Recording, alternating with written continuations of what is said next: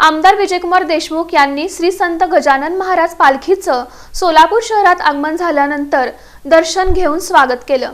आषाढी वारीच्या निमित्ताने राज्याच्या कानाकोपऱ्यातून विविध संतांच्या पालख्या पंढरपूरच्या दिशेने मार्गस्थ होत असतात। या पालख्यांमध्ये श्री क्षेत्र शेगाव येथून निघणाऱ्या श्री संत गजानन महाराजांच्या पालखीला विशेष मानाचे स्थान असून पंढरपूरच्या वारीसाठी सोलापूर जिल्ह्यात सर्वप्रथम दाखल होणारी ही पालखी म्हणून हिची ओळख आहे। शनिवारी पालखीचे सोलापूर शहरात आगमन होताच आमदार विजयकुमार देशमुख यांनी वारकरी परंपरेनुसार भक्तिभावाने पालखीचे स्वागत केले। यावेळी टाळ मृदंगाचा गजर, हरिनामाचा जयघोष आणि भगव्या पताकांनी परिसर भक्तिमय झाला होता।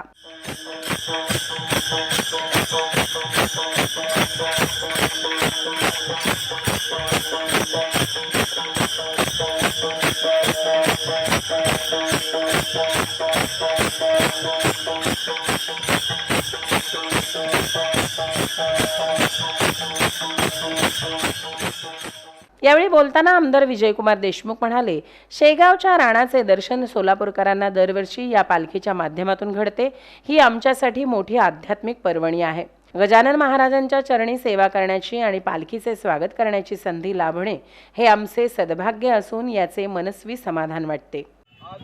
काल गजानन महाराजची पहिली सोलापूर जिल्ह्यामध्ये पहिल्यांदा प्रवेश करणारी पालखी गजानन महाराजांची पालखी गेले जवळपास 700 किलोमीटर चालत येणारी ही पालखी आणि जाताना परत जाणारी 700 किलोमीटर अशी ही पालखी सोलापूरमध्ये कालच आगमन झालं। आज शहरामध्ये आगमन झालं। याचं स्वागत या शहरवासियांनी फार उत्साहानं केलं आणि एक प्रकारचा भक्तिमय वातावरण या सोलापूर शहरामध्ये झालेलं आहे। गजानन महाराजांचा हा पालखी गेल्या अनेक वर्षापासून या सोलापूर शहरामध्ये येतो आणि याचा गजानन महाराजाला न जाऊ शकणारे जवळपास पण पालखीचं आल्यामुळे साक्षात गजानन महाराजच आमच्या सोलापूर शहरात आमच्या या सगळ्या भाविकांना दर्शन देण्यासाठी उपस्थित राहतात। याबद्दल आम्ही सगळेच कृतज्ञ आणि गजानन महाराजांचा आशीर्वाद या सोलापूर शहरवासीवर राहावा एवढंच मी त्यांच्या चरणी प्रार्थना